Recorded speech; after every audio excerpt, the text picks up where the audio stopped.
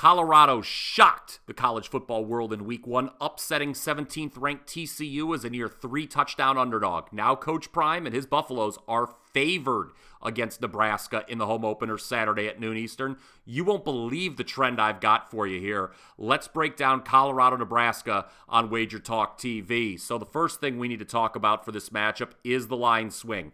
Nebraska over the summer was as high as -8.5 in the market for this matchup, but a massive change has taken place due to the Cornhuskers losing to Minnesota and Colorado beating TCU last Saturday. In fact, it was a 13.5-point adjustment at Circa, who opened Colorado -5 on Sunday morning, but that number was quickly bet down to -2.5. Looking over at the WagerTalk.com odds screen right now, the line has since settled at -3 as of Monday afternoon across the market. Now, perhaps a severe line move was warranted, considering that in week 1, 11 Big Ten teams were favored. Only 3 won and covered. For Nebraska, their woes in close games continue. Now 2-14 straight up in one-score games following their 13-10 loss to Minnesota. The Cornhuskers have led in 11 of those 14 losses. I looked and saw post-game win expectancy they had, 94%, so that is a game they certainly should not have lost to Minnesota in the opener. It was turnovers that cost Matt Rule in his debut, as the Huskers gave it away 4 times. The most costly, Jeff Sims' late interception, which set up the game-winning field goal for the Golden Gophers after they tied it on a great catch late in the game. As for Colorado, what else can be said? Coach Prime silenced the doubters with the win at TCU. Sanders, he should get all the credit in the world because none of this happens without him. But let's not undersell his hire at offensive coordinator, guys. Sean Lewis, the former head coach at Kent State, who created the flash fast offense. The TCU defense seemed ill-prepared to deal with Colorado's tempo on offense. And to that point, Buffalo's quarterback Shedeur Sanders, Deion's son, throws for a school record 510 yards passing, and 4 different receivers for Colorado had 100 or more yards receiving. How crazy is that? Last year, Colorado had just 2 100-plus yard receiving games all season. So the transformation seems very real, although it must be acknowledged, okay, that they were facing a TCU defense that has now given up nearly 200 points over its last 4 games.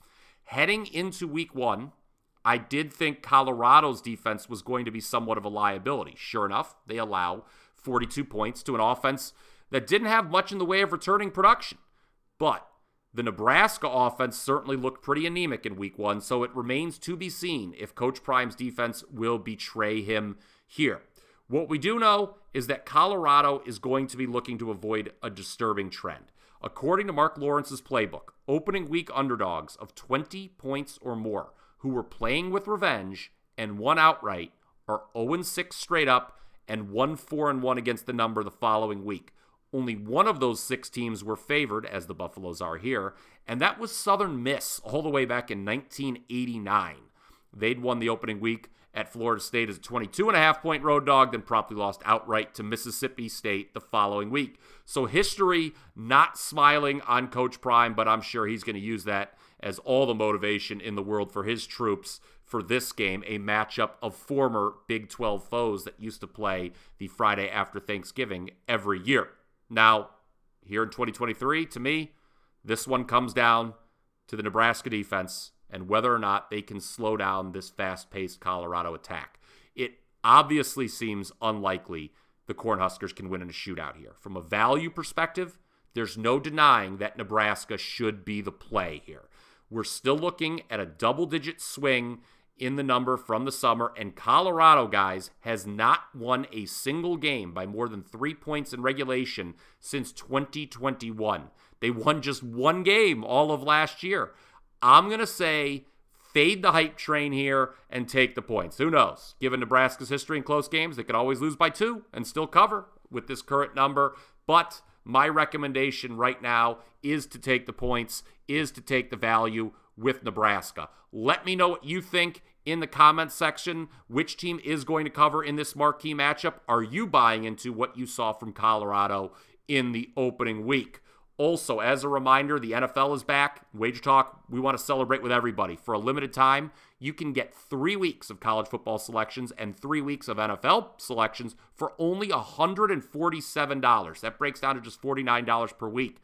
It's a great way to kick off the season. There's no limit as to how many cappers you can buy, so choose a few, get the hottest action around this football season. And as always, if you're enjoying this kind of content, do us a favor. Go ahead, smash that like button. And if you want to be alerted with any of our betting content, go ahead and subscribe to our channel as we release betting predictions and picks for every sport you can think of every single day. And on that note, if you're interested in more trends, game breakdowns, and picks, go ahead and check out this next video.